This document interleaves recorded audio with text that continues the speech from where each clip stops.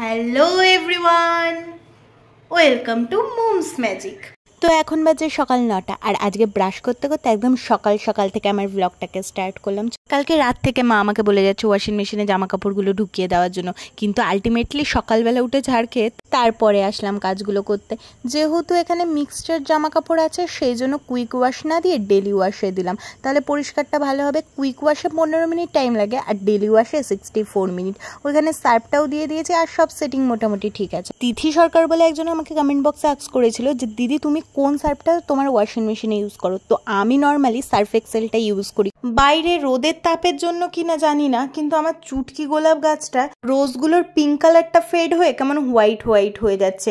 দেখি ভালো একটা সার এনে গাছগুলোতে দিতে হবে, যা গরম পড়েছে। আজকে তো মঙ্গলবার, তার উপর পড়েছে আজকে হনুমান জয়ন্তী মানে বজরংবলির বার্থডে। তো সেই জন্য আজকে বাড়িতে পাপা একটা বজরংবলির মূর্তি নয়, আমরা অনেকদিন ধরে না মূর্তি খুঁজছিলাম, যে ওই পঞ্চমুখের বজরংবলির মূর্তি হয় না সেটাকে খুঁজছিলাম, বাট পাইনি পছন্দ মতো। মেলাতেও দেখেছিলাম ছোট একটা পেয়েছিলাম যেটা মুখ ফুক একদম বোঝা যাচ্ছে না, তো সেই জন্য নিইনি। আজকে পাপা দেখলাম একটা ফটো নিয়ে এসছে, আর যেহেতু আজকে হনুমান জয়ন্তী সেই জন্য আরও কিছু কিছু এনেছে হালকা পাতলা করেই ছোটোখাটো করে নিজেদের মতো করে পুজো দেওয়ার জন্য বজরংবলীকে। তো চলো আমি এখন সব গোছাতে বসেছি, এই যে আমি সব গোছাতে বসেছি, আর ওই যে আমার গুল্লারা ওইখানে বসে আছে, তো আমি গুছিয়ে নিই, চলো দেখতে থাকো। এই যে এই প্যাকেটটাই করে পাপা সব কিছু এনেছে, এই দেখো এটা হচ্ছে পঞ্চমুখের বজরংবলীর একটা মূর্তি, আর এটা হচ্ছে বজরংবলীর অরেঞ্জ কালারের সিঁদুর, আর তার সাথে তেল। উইদাউট লাড্ডু বজরংবলীর পুজো তো পুরোটাই অসম্পূর্ণ। এই গরমে না আমার গুল্লা পাপারাও হাঁসফাঁস করে, তাই ওদেরকে কলের নিচে ধরে একেবারে জল ছেড়ে দিয়ে তারপরে স্নান করাই, তাতে বাচ্চাগুলো একটু শান্তি পায়। এখানে বজরংবলীর ফটোটাকে বসিয়ে সামনে একটু জল মিষ্টি দিয়ে দিলাম। এই টগর ফুলগুলো লাল লাল কেন লাগছে বলো তো? এই ফুলগুলোতে আমি অরেঞ্জ সিঁদুরটা মাখিয়ে দিয়েছিলাম, দেখতে তখন বেশ ভালো লাগছিল। কম বেশি আমি চেষ্টা করি প্রতি মঙ্গলবার করে হনুমান চল্লিশাটা পড়ার। প্রতিটা মঙ্গলবারই পড়তে পারি সেটা নয়, কিন্তু যেই মঙ্গলবারটাই মনে থাকে সেই মঙ্গলবারটাই কিন্তু আমি পুরোপুরি চেষ্টা করি পড়ার। তো আমার স্নান তো হয়ে গেছে, এবার আমি খেতে বসবো। আমি জানি না মা রান্না কি করেছে আজকে, চলো দেখা যাক মা কি রান্না করেছে আজকে।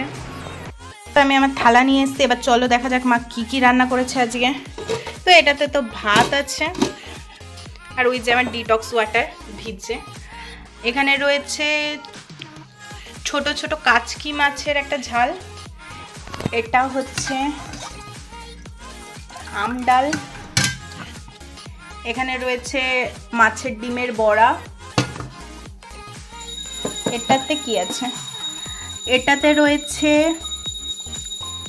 এটাতে চিকেন রয়েছে, এই চিকেনটা বুবু পাঠিয়েছে।